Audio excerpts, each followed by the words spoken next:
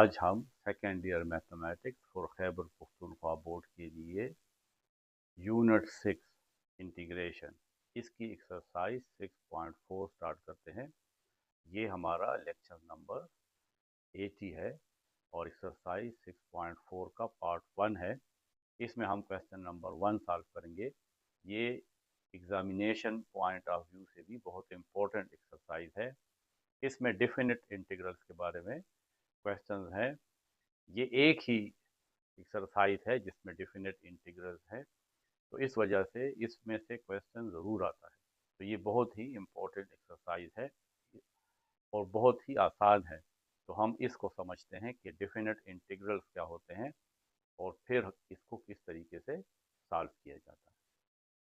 First of all हम definite integrals की definition देखते हैं।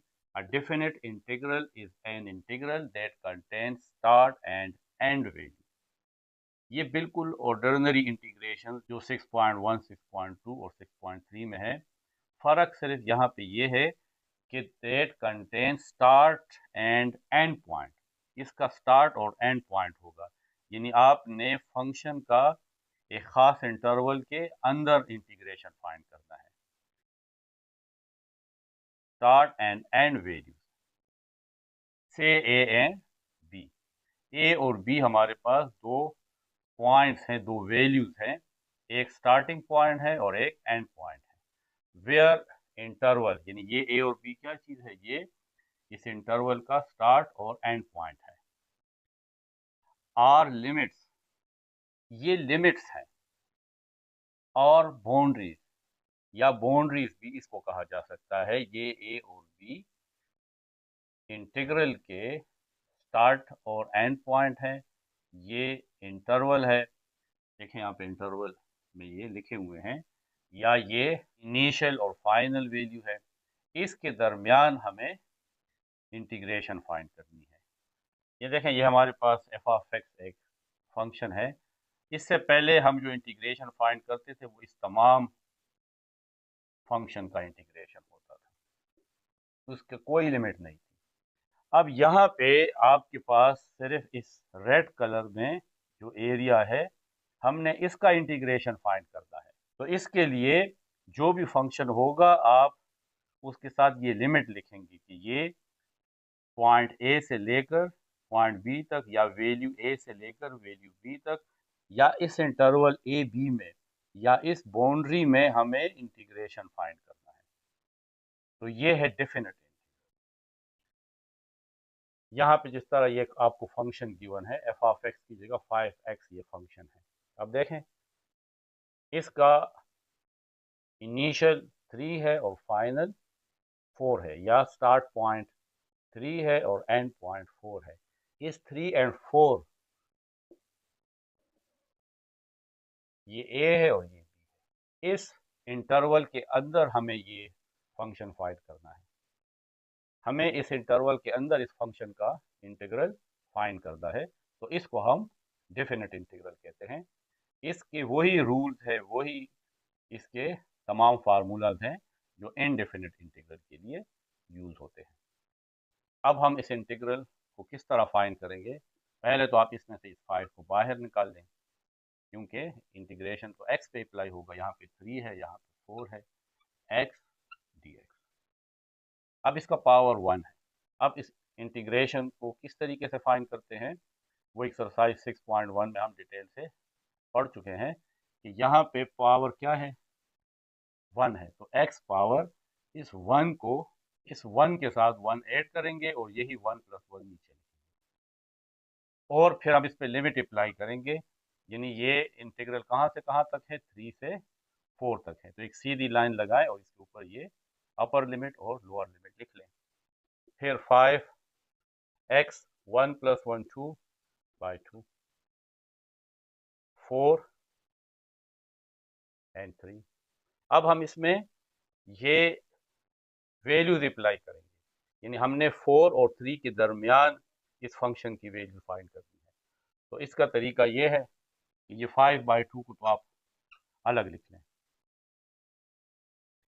पहले हम अपर लिमिट इस x में पुट करेंगे, तो 4 है और इसके ऊपर स्क्वायर देखिए हमने x की जगह 4 पुट किया, फिर आप माइनस लिखोगे और फिर आपने ये लोअर वैल्यू जो है इसको यहाँ पे पुट करना है, यानी 3 स्क्वायर। तो ये हमें 4 और 3 के दरमियान इंटीग्रल फाइंड हो जाएगा। इसके साथ वो प्लस सी नहीं लिखते हैं, वो इसलिए नहीं लिखते क्योंकि सी अपर लिमिट के साथ भी आएगा और सी यहाँ पे भी आएगा, तो यहाँ पे प्लस सी होगा और यहाँ पे देखिए माइनस है तो ये माइनस सी होगा, तो प्लस सी और माइनस सी आपस में कैंसिल हो जाता है। बस ये याद रखें कि डिफिनेट इंटीग्रल में आपने वो प्लस सी नहीं लिखना जो हम इनडिफिनेट इंटीग्रल में लेते थे। तो ये है 5/2, 4 स्क्वायर 16 माइनस 3 स्क्वायर 9, 5/2, 16 माइनस 9, 7, 7 5 35/2। तो इसका इंटीग्रेशन हमारे पास आ गया 5x from 4 to 3 dx is equal to 35/2। तो ये इसका आंसर है। आपकी बुक में ये आंसर ठीक नहीं है।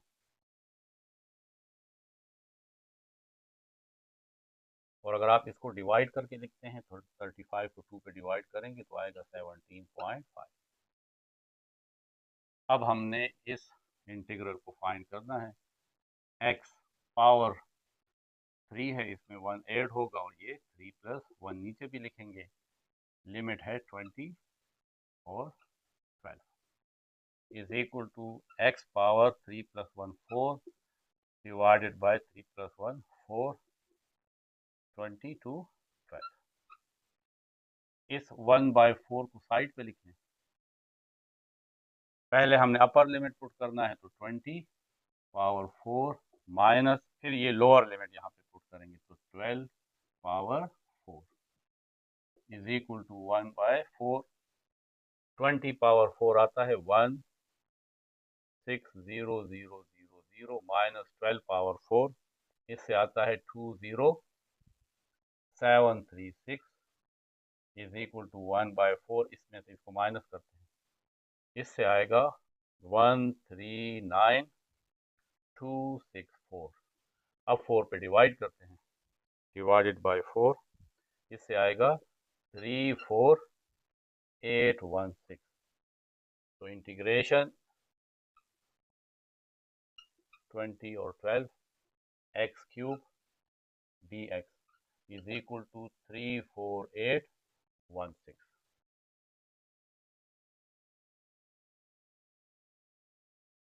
अब ये पार्ट सी है, इसको हम अलग अलग इंटीग्रेशन में लिख लेंगे, यानी 2x पावर -2 dx, इसका अलग इंटीग्रेशन ले लेंगे 1 से 2 तक, माइनस 3 dx, इसका अलग इंटीग्रेशन ले लेंगे 1 से 2 तक, इज इक्वल टू, अब इसमें ये 2 कांस्टेंट है, इसको बाहर निकाल लें, x पावर -2 122 dx माइनस 3 भी बाहर निकाल लें, एक साइड सिर्फ 1 रह जाएगा, 1 dx 1 to 2 2। यहाँ पे अब हम इंटीग्रेशन लेंगे, -2 के साथ भी 1 ऐड करेंगे और यहाँ नीचे भी -2 + 1 और लिमिट है 1 से 2 तक, -3 यहाँ पे 1 है, 1 का इंटीग्रेशन x है। ये मैं आपको बता चुका हूँ कि क्योंकि डेरिवेटिव और इंटीग्रेशन एक दूसरे के एंटी है, इंटीग्रेशन को एंटी डेरिवेटिव भी कहते हैं।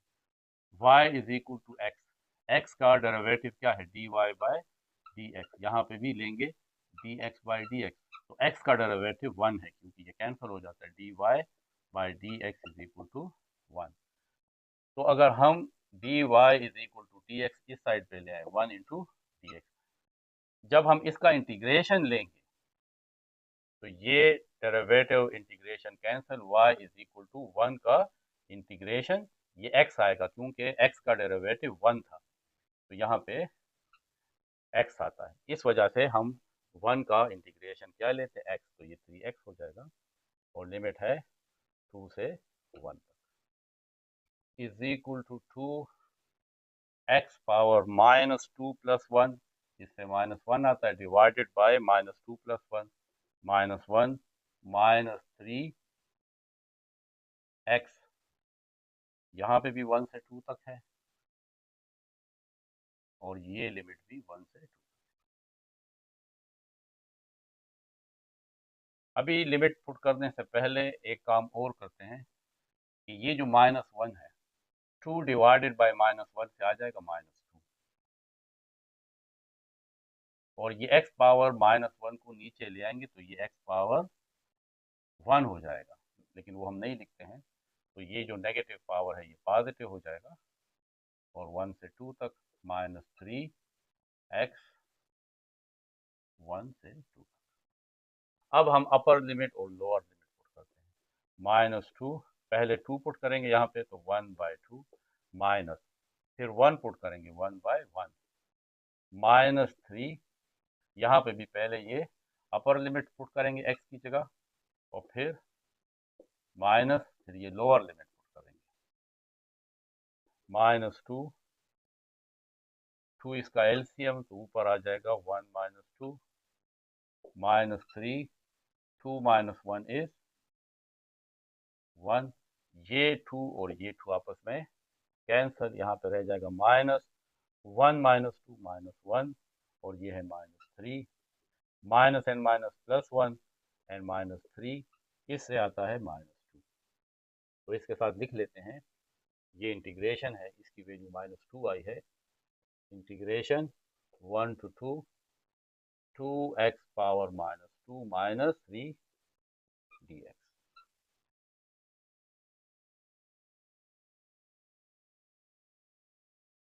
अब पार्ट डी है, पहले तो इसमें से ये 3 बाहर निकाल लें।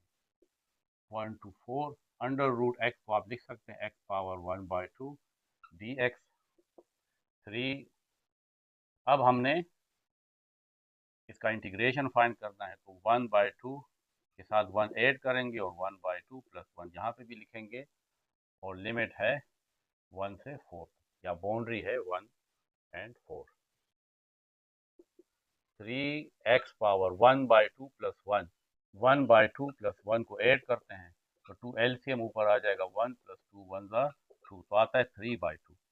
तो इसके साथ लिख लेंगे 3/2, नीचे भी वैल्यू आ जाएगी 3/2, और बाउंड्री है 4 to 1 इज इक्वल टू 3। ये 2 दो स्टेप ऊपर आएगा, एक स्टेप आएगा तो पावर 2 पावर -1, और फिर ऊपर आएगा तो 2 पावर 1, तो ये 2 ऊपर आ जाएगा, 2 in multiply 2 x power 3/2 divided by, और ये नीचे 3 है, और बाउंड्री है 4 to 1। ये 3 और ये 3 आपस में cancel, is equal to 2 x power 3/2, और बाउंड्री है 4 to 1। 2 बाहर लिख लें, यहाँ पे पहले हम x की वैल्यू 4 पुट करेंगे, 4 पावर 3/2 माइनस, फिर 1 पुट करेंगे, 1 पावर 3/2 इज इक्वल टू 2। 4 को हम लिख सकते हैं 2 पावर 2, ऊपर पावर है 3/2 माइनस 1 पावर 3/2, इससे 1 आता है, यहाँ पे 1 लिख लें। ये 2 और ये 2 cancel, 2 2 power 3, 2 2 4 4 2 8 minus 1 2, 8 minus 1 is 7, 2 7s are 14। तो ये इंटीग्रेशन है 1 to 4 3 √x dx, इसका आंसर है 14।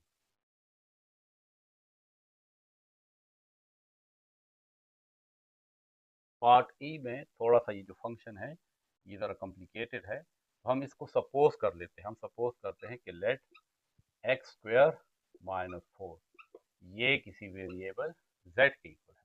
अब दोनों साइड का डेरिवेटिव लेंगे ताकि हमें dx डिफाइन हो जाए, तो इस दोनों साइड का derivative with respect to x लेते हैं, x² - 4 का भी डेरिवेटिव लेंगे, और dz/dx ये भी डेरिवेटिव हम ले लेंगे। x² का डेरिवेटिव आता है 2x, -4 का डेरिवेटिव 0, क्योंकि कांस्टेंट है इसको छोड़ दें, इस dx को इस साइड से लें, 2x dx हमारे पास है dz की।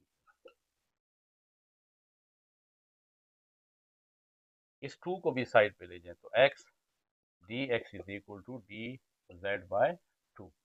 तो अब आप देखें यहाँ पे आप एक्स स्क्वायर माइनस 4 की जगह z पुट करेंगे और x dx की जगह डी जेड बाई 2 पुट करेंगे। ये जो x dx है इसकी जगह डी जेड बाई 2 पुट कर लेंगे। अब एक और यहाँ पे प्रॉब्लम है कि हमारे पास ये जो लिमिट है ये तो x के लिए है। अब हमने लिमिट z के लिए फाइंड करना है क्योंकि हमने इस इंटीग्रल को z के साथ चेंज कर दिया है। तो आप यहाँ पे इसको इक्वेशन 1 कह लें।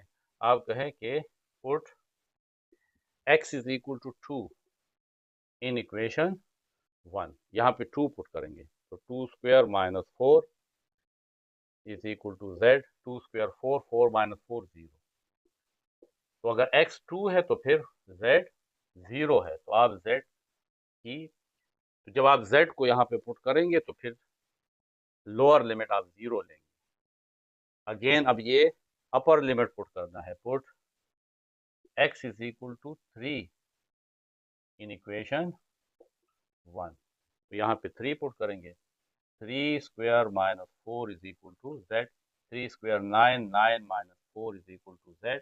9 माइनस 4 इज 5। z की वैल्यू क्या है? 5 है। अपर लिमिट 5 है और लोअर लिमिट 0। ये हमारे पास इंटीग्रेशन है 2 to 3 12 x square minus 4 whole power 5 x dx is equal to 12 x square minus 4, ये तो z है, यहाँ पे z पुट कर देंगे, पावर 5 है x dx की जगह dz बाई 2।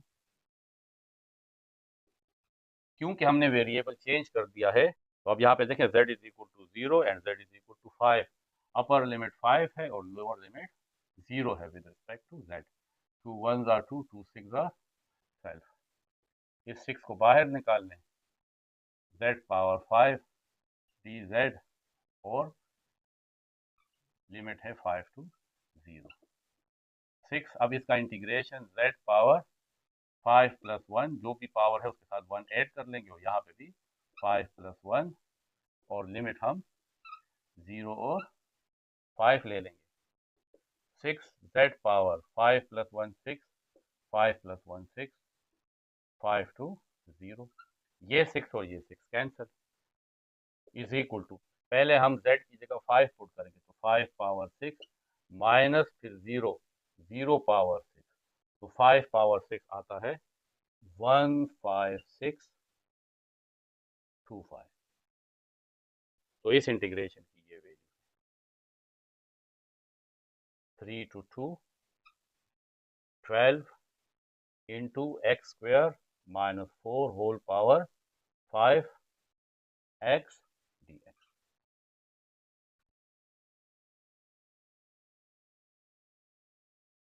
पार्ट एफ में भी क्योंकि फंक्शन कॉम्प्लिकेटेड है तो हम सब्स्टिट्यूशन मेथड यूज करेंगे।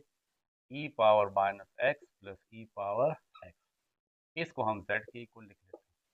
इसका डेरिवेटिव जब हम लेते हैं तो ये वाली वैल्यू आती है, इस वजह से हमने इसको सपोज किया है। इसके ऊपर स्क्वायर भी है तो जिसके ऊपर पावर हो तो आप उसको सपोज करें। वैसे तो अगर आप इसका डेरिवेटिव लेंगे तो ये आएगा, लेकिन इसका पावर 1 है और इसका पावर 2 है तो आप इसको लें, इससे हमारा इंटीग्रेशन ज़रा सिंपल हो जाएगा। अब दोनों साइड का डेरिवेटिव लेते हैं। D by D x of e power minus x plus E power x और d Z by D x. E power minus x का डेरिवेटिव क्या होगा? तो ई पावर माइनस एक्स का डेरिवेटिव ई पावर माइनस एक्स ही आता है, ये हमने प्रूफ किया है। और ये आउटर फंक्शन है। अब ये जो इनर फंक्शन है माइनस एक्स, तो माइनस एक्स का डेरिवेटिव लेंगे और माइनस एक्स का डेरिवेटिव आपको पता है कि वो माइनस 1 के इक्वल होता है, क्योंकि एक्स का डेरिवेटिव 1 है और माइनस इसके साथ आ जाएगा तो माइनस 1 प्लस ई पावर एक्स का डेरिवेटिव ई पावर एक्स ही आएगा is equal to D Z by D X. इससे आ जाएगा minus E power minus x plus ई पावर एक्स।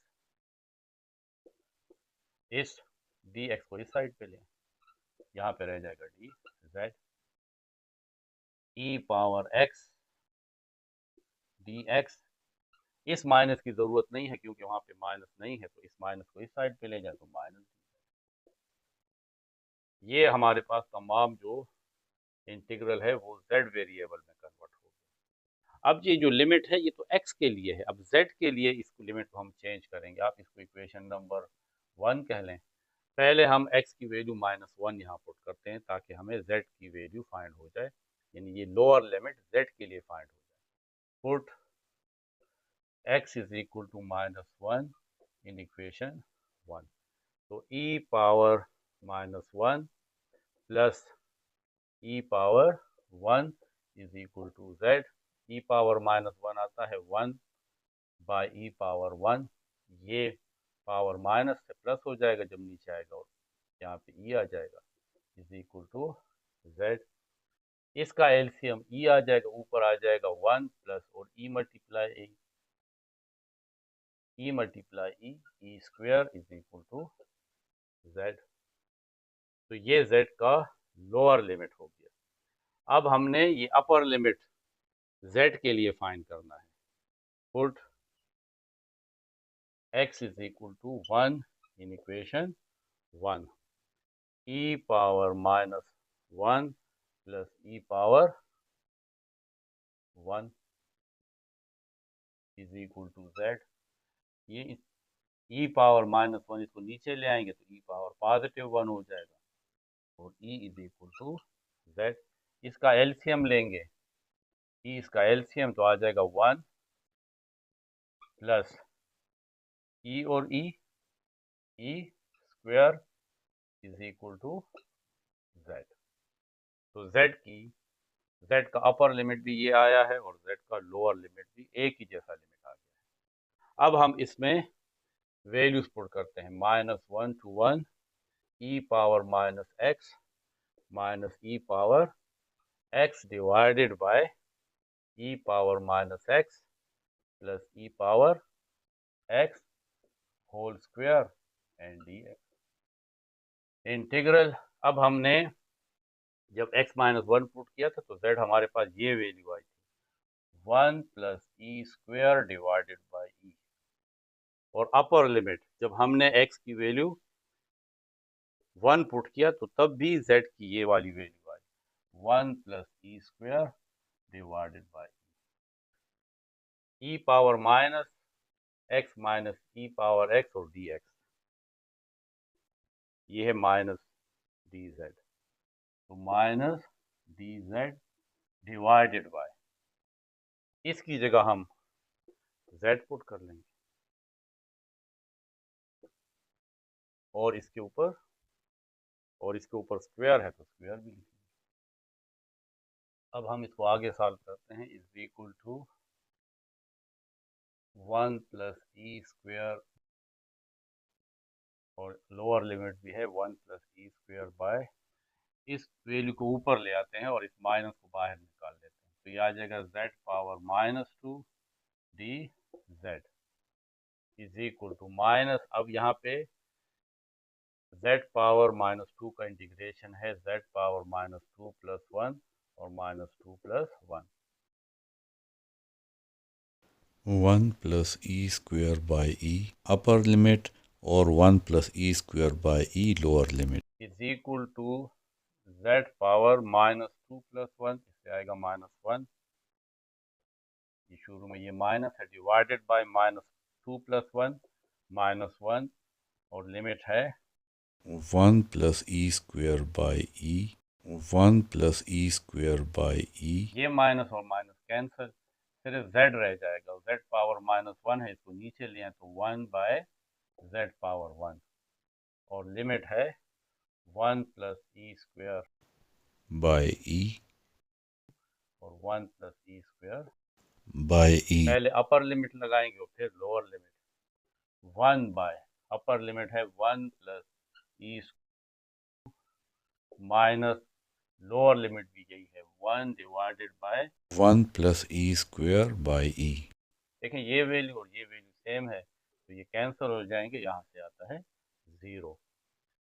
तो integral 1 -1 e power -x minus E power x divided by e power -x plus e power x whole square dx इसका integral 0 है।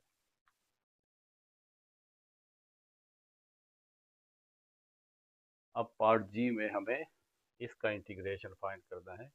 पहले आप ज़रा ये फंक्शन देख लें, D by D x of sine K x, इसका डेरिवेटिव क्या होगा। तो साइन के एक्स का डेरिवेटिव, साइन का डेरिवेटिव कास है, कास और जो भी एंगल है वो साथ लिखेंगे, कास के एक्स। फिर डेरिवेटिव ऑफ द एंगल भी होता है, यानी D by D x of K X. तो ये आ जाएगा कास के एक्स, क्योंकि के तो कांस्टेंट है वो बाहर आ जाएगा और यहाँ पे D X by D X रह जाएगा। डी और D X by D X 1 के इक्वल होता है क्योंकि ये कैंसिल हो जाता है। इसका मतलब है कि साइन के एक्स का डेरिवेटिव है कास के एक्स इंटू के को शुरू में लिखें। ये हमारे पास साइन के एक्स का डेरिवेटिव है। अगर हम इसका इंटीग्रेशन लें, के कास के एक्स, इसका अगर इंटीग्रेशन लें, यहाँ पे डी एक्स हम लिखेंगे, ये पूरा इंटीग्रेशन का सिंबल है, एक ये एस का साइन भी लिखेंगे और डी एक्स।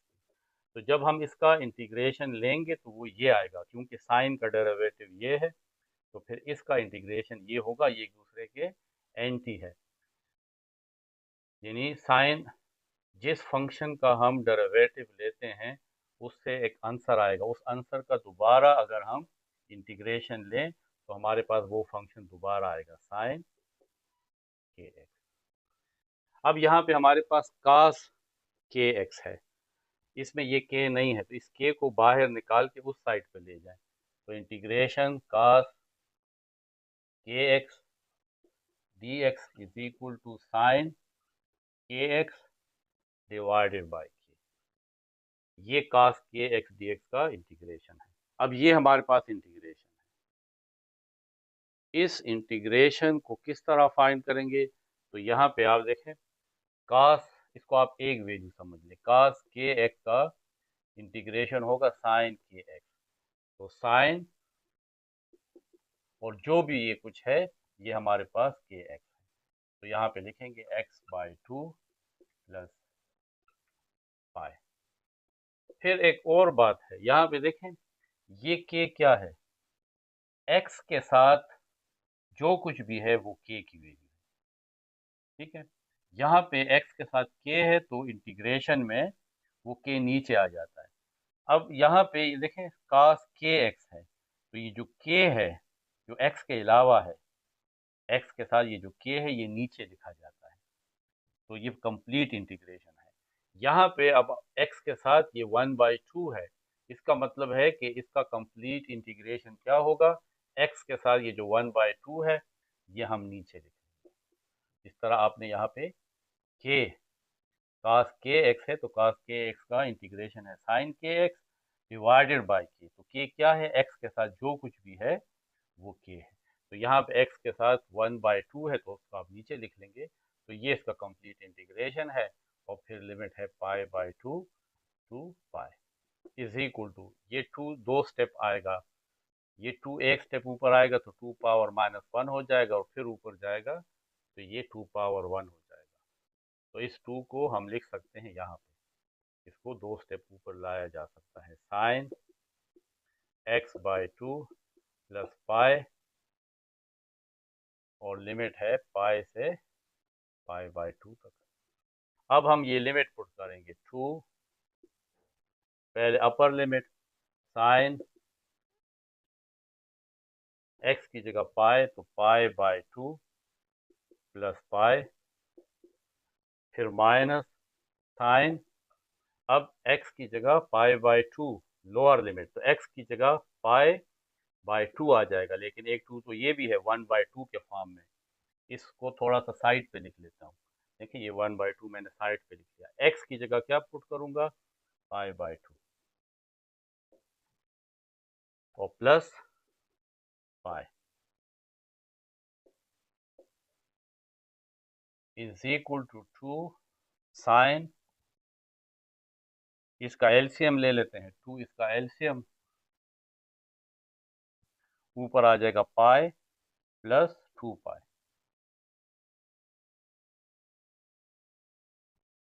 माइनस साइन 1 को पाई से मल्टीप्लाई करें तो पाई डिवाइडेड बाय 2, 2 ज़ा 4 plus pi is equal to 2 sine pi plus 2 pi 3 pi by 2 minus sine 4 LCM ऊपर आ जाएगा पाई प्लस 4 पाई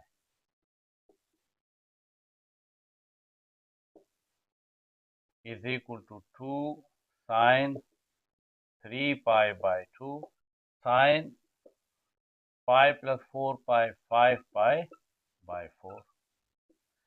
अब हमने साइन 3 पाई बाय 2 को फाइंड करना है, तो 3 पाई बाय 2 को अगर आप डिग्री में कन्वर्ट करें तो आप इसको 180 डिवाइडेड बाय पाई से मल्टीप्लाई करेंगे, पाई पाई के साथ कैंसिल, 2 1 ज़ा 2, 2 9 ज़ा 18 और ये 0, 90 मल्टीप्लाई 3 से आता है 270 और 270 और साइन 270 माइनस 1 के इक्वल होता है। अब इसको देखें, 5 पाई बाय 4, इसको भी 180 डिवाइडेड बाय पाई से मल्टीप्लाई कर दें, पाई पाई के साथ कैंसिल, 4 1 ज़ा 4, 4 4 ज़ा 16, 2 यहाँ पे आ गया 20, 4 5 ज़ा 20, 45 को 5 के साथ मल्टीप्लाई करेंगे तो ये 225 आएगा। अब आपने साइन 225 कैलकुलेटर से फाइंड कर लेना है, और अगर आपको डायरेक्ट फाइंड करना चाहते हैं तो देखें यहाँ पे आप एक्स एक्सिस और वाई एक्सिस बना लें, यहाँ से लेकर ये रे यहाँ से चलती है पॉजिटिव एक्स एक्सिस, ये 180 है, 180 के बाद ये 225 है, 225 में से 180 माइनस करें तो 45 रह जाता है, तो यहाँ पे ये 45 है, तो यहाँ से लेकर यहाँ तक ये तमाम 225 है, लेकिन यहाँ से लेकर यहाँ तक ये 45 है, और साइन 45 वो हमें पता है कि वो है 1/√2, लेकिन क्योंकि ये देखें थर्ड क्वाड्रेंट है और यहाँ पे y की वैल्यू नेगेटिव होती है, क्योंकि देखें नीचे की तरफ है y, ये नेगेटिव है, तो इस वजह से यहाँ पे माइनस आएगा, तो माइनस साइन 5 पाई बाय 4 इससे आता है माइनस 1/√2, एक माइनस ये है तो माइनस 1/√2, और आप डायरेक्ट भी कैलकुलेटर से साइन 5 पाई बाय 4 फाइंड कर सकते हैं, 2 minus 1 minus and minus plus 1/√2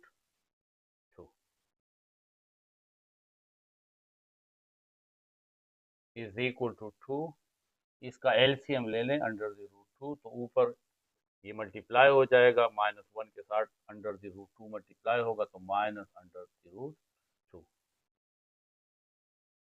और ये कैंसिल, ऊपर आ जाएगा +1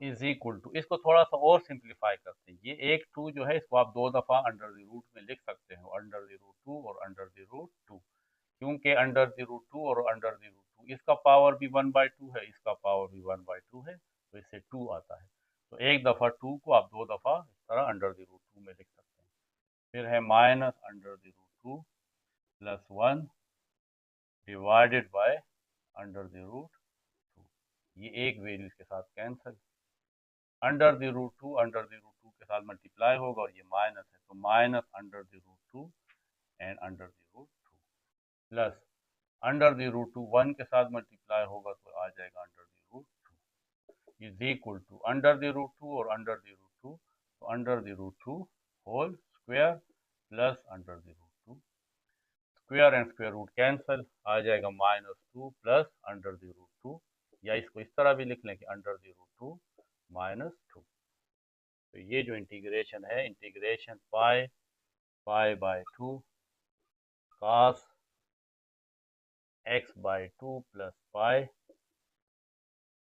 dx, ये इक्वल है √2 -2,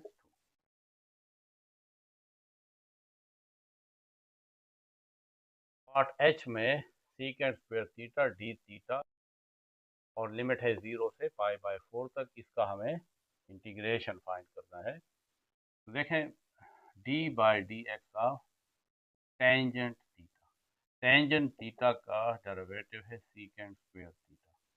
तो सीकेंड स्क्वायर थीटा का इंटीग्रेशन क्या होगा, टेंजेंट थीटा, और डी थीटा आप लिखेंगे इसके साथ, यहाँ पे डी थीटा आएगा, ठीक। तो क्योंकि यहाँ पे वेरिएबल थीटा है तो यहाँ पे डी थीटा आएगा। तो टेंजेंट थीटा का डेरिवेटिव है सीकेंड स्क्वायर थीटा, तो इसका जो एंटी डेरिवेटिव है यानी integration secant square theta d theta का इंटीग्रेशन होगा टेंजेंट थीटा। तो सीकेंड स्क्वायर थीटा का इंटीग्रेशन होगा टेंजेंट थीटा और लिमिट है 0 and π/4 is equal to tangent upper limit π/4 minus tangent lower limit 0। Tangent π/4 का मतलब 45 डिग्री और टेंजेंट 45 1 के इक्वल होता है, माइनस टेंजेंट 0 0, तो इससे 1 आएगा। तो इंटीग्रेशन 0 से π/4 secant square theta d theta is equal to 1। तो ये हमारा लेक्चर नंबर 8 ही था जिसमें हमने क्वेश्चन 1 सॉल्व किया। ये एक्सरसाइज 6.4 का पार्ट 1 था।